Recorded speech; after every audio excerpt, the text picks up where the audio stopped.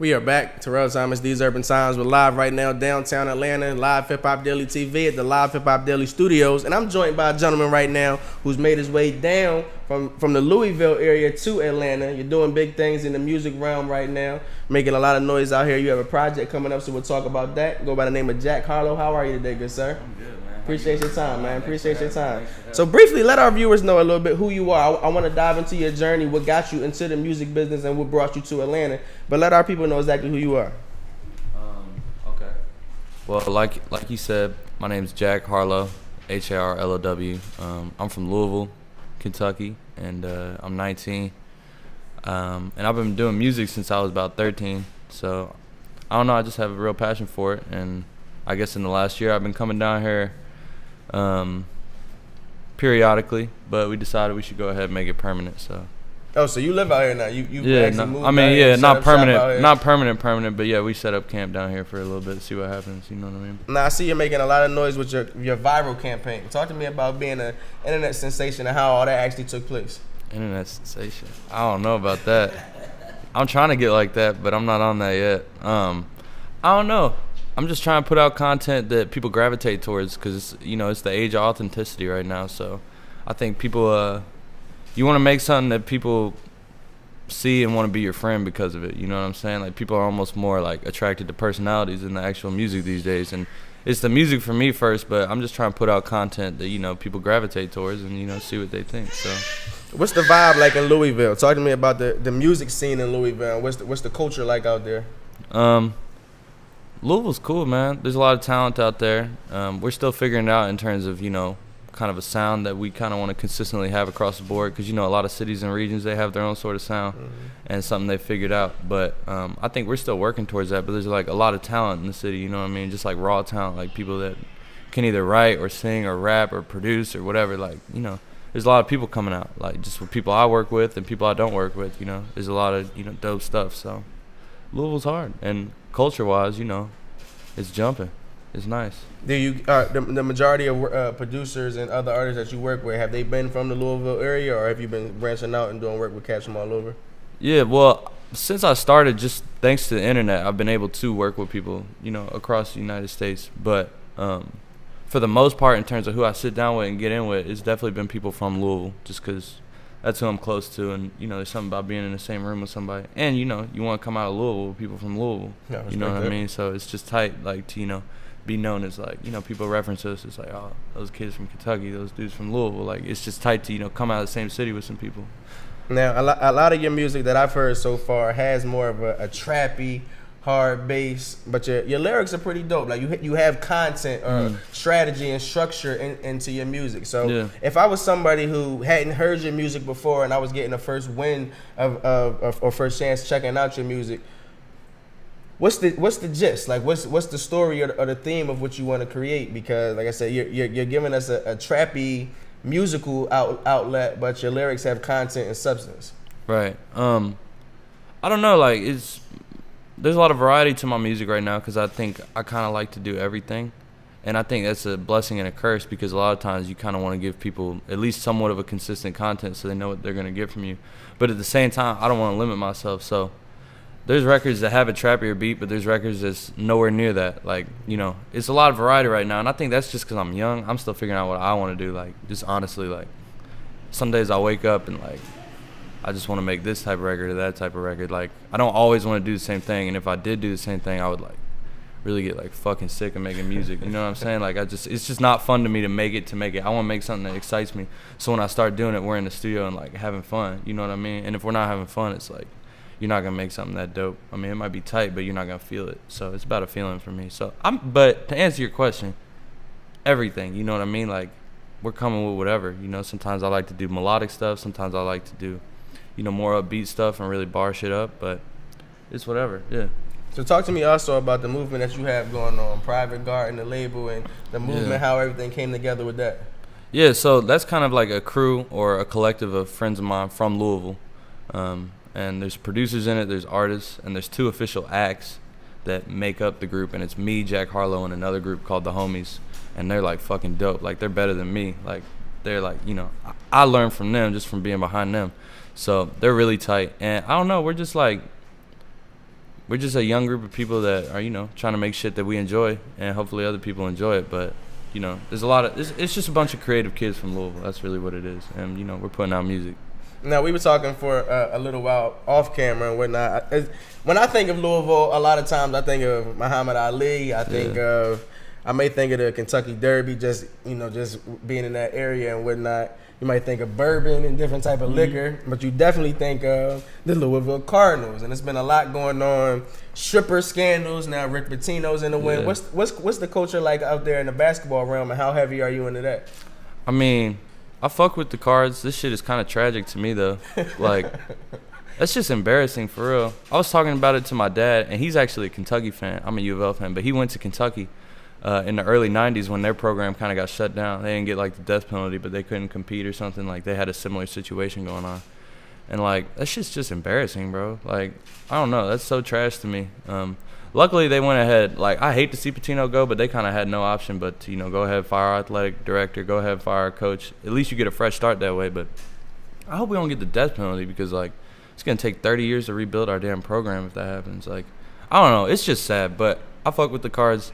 I was a freshman in high school when we won the title. Like, you know, that's going to stick with me for life. So that's really tight. But I don't know. Like, that's just crazy.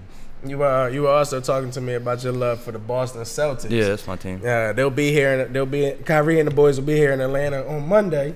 Excuse me. But of course, we all witnessed on opening night a tough injury to Gordon Hayward. Yesterday was actually his first press conference in the Celtics arena, or actually at Celtics practice, since the injury went down. He was talking about he's going to come back bigger and better than ever. Yeah. The Celtics have looked great, though. They're on a 5-game winning streak right now. They play tonight. Who, they play the Thunder tonight? Yeah, on ESPN. I'm about to watch that. So what are your thoughts on the Celtics, and do they still have a chance to really make some noise in the playoffs? Let me tell you something. Celtics are on. Like, I'm going to tell you right now. Y'all can keep Hayward. Keep him injured, because we're looking nice. I don't even care if he comes back. We're looking so good right now. Nah, I'm lying. I hope he comes back. But Kyrie's looking nice. Defense looking nice. Jason Tatum looking nice. Jaylen Brown looking nice. We're young. We're going to be good right now and through the 2020s. I'm fucking hyped about the Celtics. More about the Celtics than my music, for real. Like, can he beat LeBron? Yes. And I've been trying to tell you that. That's an argument we have here all the time. About, bro, no, peep this. And I'm a LeBron stan. Like, LeBron's fucking nice. Like, that's a legend. You wouldn't say that thing, man. No, because that team is crap now. Like, they don't play defense. They lost Kyrie. There's nobody that can create their own offense now. Nobody, like, LeBron's the only one. He can't give it to Kyrie anymore and just, like, chill out. Like, he can let Kyrie do it. No, we got Kyrie now. And Isaiah Thomas, I love him. He's not going to come back as hard, I don't think. And when he does, it's going to be too late. We're going to beat him in the Eastern Conference Finals. I already know it. Sounds like me, doesn't it? That's the argument I'm having. I had the Celtics beating the Cavs in the Eastern Conference. That was before Gordon Hayward went down. So when that went down, it was just like, oh, my heart dropped. I was like fucking sick. I was going to lose some money. Yeah. So we'll see. We'll see what takes place with this. In a few weeks, you have a project that'll be coming out very soon. So talk to me about this project. Give me the theme of the project, and actually, like, give me some of the creative strategies that you've been going through as you look forward to dropping the project.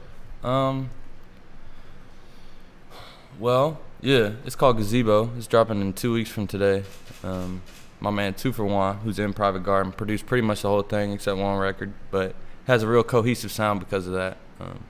To me, the shit sounds like nighttime, and I told him a year ago that's what I wanted to do. It sounds like nighttime in the whip, you know, maybe headed to a girl's crib or something. Like, that's what it sounds like. So what is that? Is that a laid back, relaxed? Yeah, I mean, it has some slappers on there, but it's a vibe like that, you know what I mean? It's like you're on the way to, you know, kick it with a chick, or maybe you're on the way to get some food, but it's definitely at night. And that's what I'm trying to come with, is nighttime vibes. And I told him that, and we got it done.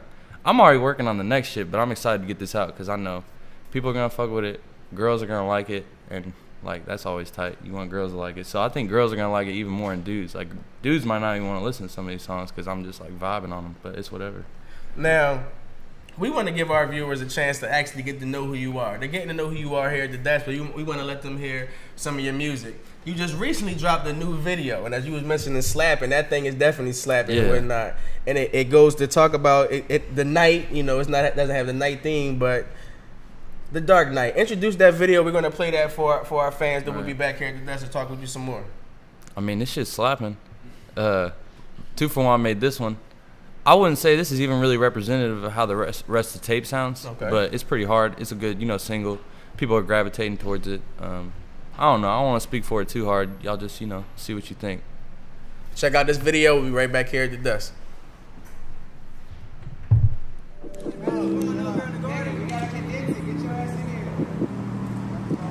right. There we go. Yeah. Oh my god. Oh my god. Oh my god. Oh my god. Boy, you know what the fuck going on. I got in this bitch like I never left. Come on. Give it to me. Sheesh. Riding through the city with the windows down. Heard that you was talking about him right there. Boy, I swear to God, you better switch pronouns. I don't ride waves, I don't switch no sound. I don't hang 10, I'm 10 toes down. Had a little song I was gonna put first, but boy, goddamn, it's an intro now. Right back to it, never left out. Except for that week I had strep out. Know the shit boom when we come down south, and I had to bring my own little metro. 2-4 on him and a kid psychotic. If you looking for the flows of the hits, I got it. When the sun goes down, I'ma creep up on it like a thief in the night, finna pick your pockets. I ain't really fucking with you hype beats. Really though, I put it on everything. I don't really be at no shindigs. I ain't been happy since 13. Side high told me how to deal with the writer's block. Got me thinking maybe I was thinking inside the box. Now we in the house, finna bring it around the block. Know they wanna hang, but we hanging them out to dry. Whoa, whoa. Guess they never seen this shit coming. She a little older, didn't think she'd be coming. Only thing I'm trying to do is keep this shit jumping. So I turned this motherfucker to a pole vault. Chicken finger plate for the road dog. Heard that you was working on a mixtape. Really, you can keep it like the coleslaw. Bring the beat back like the overalls. Your boyfriend a tool, that's a cobalt. When I'm in the booth, make it snowfall. Ain't nobody in my class, check the roll call. Yeah, one name on it. Bring the beat to me, I'ma come skate on it. Something like Timmy, I'm a one take on it. Boy, I know the shit's hot, I don't want takes on it. Yeah, pre-med shorty, turn me on like she hit the reset on me. Told me that we living different lives right now. When I graduated, it was recess for me. Always frat boys, home fuck with the boy. Even when it's really something they can come to enjoy. She don't listen to the lyrics, but she fuck with my voice. I got 100 situations that I wanna exploit, and I'ma do it. That's right, running through the city on my last life. Know I had to beat it down last night. When she leave the crib, she get baptized every time. Funny how it all works out. Right before I did this, I was feeling burnt out. Now the whole city about to get burnt down.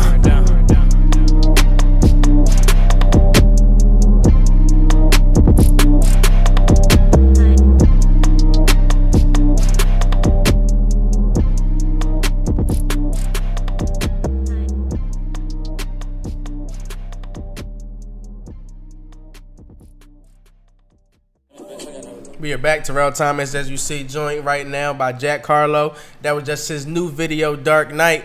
So give me a little bit of insight about the video shoot, some behind the scenes info. Where was the video shot? Yeah. When was it shot? How did that come together?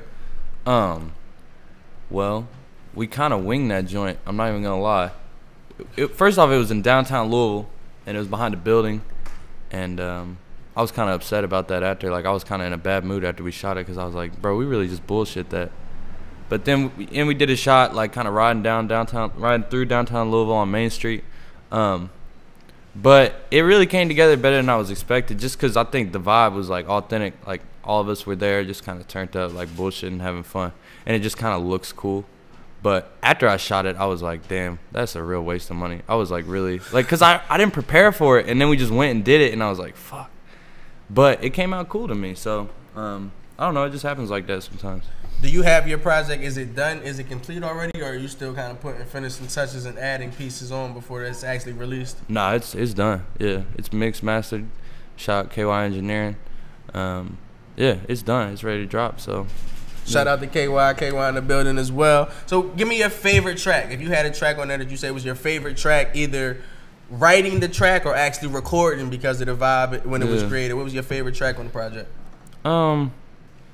I think there's this record called Detox that might be my favorite, and I think it's because it came together so quickly.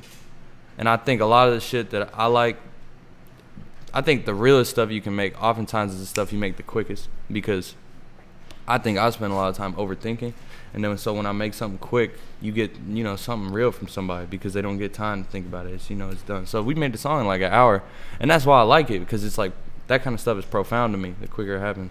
And it's melodic, it sounds different, but you know, it's kind of hypnotic. Like, people are gonna be able to, you know, just ride to it, and I don't know, it's dope. So I would say Detox, and then the intro, Eastern Parkway. That's hard too. So yeah. As you're still building your resume and coming up in the music realm, if you had a dream, I guess you could say duet or a track with somebody out here, who would it be? Anyone in the music realm. Doesn't have to be someone in the hip hop realm. It could be anyone. Probably 3 Stacks. That's like my idol. I think he's amazing. So he's probably my favorite ever. Top 5, dead or alive? 3 Stacks? Or are you asking him? No, I'm asking. Number 1 to me. He's my favorite ever. Yeah. I like this cat so much, man. Kyrie, 3 Stacks. That's another debate we have here. What do they think? Well, I mean, I don't want to throw anyone under the bus, but someone here at the desk or someone not at the desk that has on a camouflage jacket. Yeah, gotta be him. Thinks Nas is just the end all be all, you know. Well, I'm not gonna do one of my first interviews bashing Nas. No, that's smart. That's smart. I like 3 Stacks more. I fuck with Nas though. I mean, obviously a legend. You gotta tell him why I said 3 Stacks. Shouldn't be. So yeah, so this is our argument. Because why? Because he's in a group and never had a solo album. Yeah, but because he never had a solo album. Yeah, that's his argument. But who cares? That just shows how great he is. Like, come on, you don't gotta have a solo album. Once he said that about the solo album, he understood. I'm not mad at that's not. It can be argued. You can use that in court, but that doesn't mean that. I know you're not hating on him, but I'm just saying, like, to me, he's, nobody can really fuck with him. But I feel you. Yeah, that's dope though. I'm not mad at that. Andre 3 Stacks. I'm not mad at that at all. As the year continues to move along, 2017, what else can we expect from you, and what will be happening for you as the year 2018 creeps up on us? Hopefully I pop. I'm trying to pop soon. But we're just gonna drop this project. I'm already working on the next stuff. I'm gonna have something to drop in the spring, I'm sure. So I'm doing a little tour in January. Okay. I haven't even actually announced it yet, but it's gonna be like a 10-city tour through the Midwest, and so that'll be tight. What will the name of the tour be? Gazebo. Okay. Yeah, the Gazebo tour. So yeah. Where can people actually continue to check out your music? Let them know via YouTube, social media, how they can stay in tune with what you have going on. If you search Jack Harlow on anything, Jack, Harlow, Instagram, Twitter, no underscores or nothing. It's just straight like that.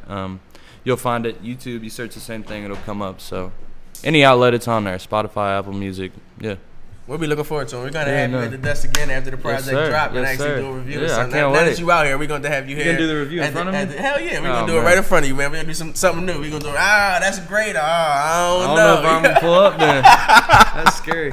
We appreciate your time. I appreciate you. Thank Shout you. out to Theory KY. We appreciate y'all bringing this gentleman through. We definitely do. We're going to keep the show rocking right now. Now, recently, I had a chance to sit down and actually speak with Killer Mike, Diamond Dallas Page, and Ric Flair on the ESPN 30 for 30 upcoming film Nature Boy. Ric Flair spoke to me about his career, what he had going on, his family days, and more. Killer Mike spoke on his love for Ric Flair, upcoming music, what he has going on, and Diamond Dallas Page spoke to us on DTP Yoga, and he gave us his favorite moments with Ric Flair. Check out these interviews. We'll be back here at the desk to talk about some NFL news, NBA news, and wrap up today's show. I'm Terrell Thomas. Once again, we were joined by Jack Harlow. Appreciate you, good brother. Check out these videos. We'll be back. These Urban Times on Live Hip Hop Daily TV.